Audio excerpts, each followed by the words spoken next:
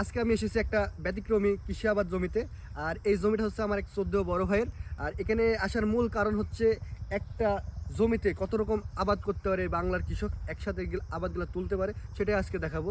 এখানে দেখছেন একটা বিস্তৃত পেঁপে বাগান। পেঁপে বাগানের পাশে কিন্তু এক ছোট্ট খাল খনন করে হচ্ছে কিছু দেশীয় মাছ আবাদ করছে। আপনারা জানেন যে দেশীয় মাছগুলো কিন্তু প্রতিকূল পরিবেশে কিন্তু বেঁচে থাকতে পারে। এখানে বিভিন্ন ধরনের কিছু মাছ আছে যেগুলা পেঁপের সাথে সাথে কিন্তু মাছের চাহিদা কিন্তু পূরণ করছে এই একটু জায়গা থেকে।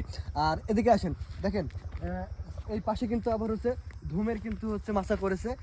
এক সাইডে পেঁপের বাগান এবং আরেক সাইডে ধুমে এবং হচ্ছে কদুর, বিশেষ করে আমরা হচ্ছে বলে হচ্ছে লাউ, সেই লাউয়ের মাছা। আপনারা বুঝতে পারছেন যে একটা বাগান থেকে দ্বিতত্ত্ব চাষ যাকে বলে। আমরা বলবো যে বাংলার কৃষক যদি বিভিন্ন ধরনের নতুন নতুন জিনিস যদি অ্যাপ্লাই করে নিজ জমিতে, তাহলে অনেক লাভবান হবে। কারণ একটা আবাদ অনেক লং টাইম হয়, কিন্তু একটা আবাদের মধ্যে যদি আরও একটা আবাদ যদি ঢোকানো যায়, তাহলে ওই জায়গা থেকে একসাথে কিন্তু দু রকম হচ্ছে ফসল সে তুলতে পারবে এবং আর্থিকভাবে লাভবান হবে।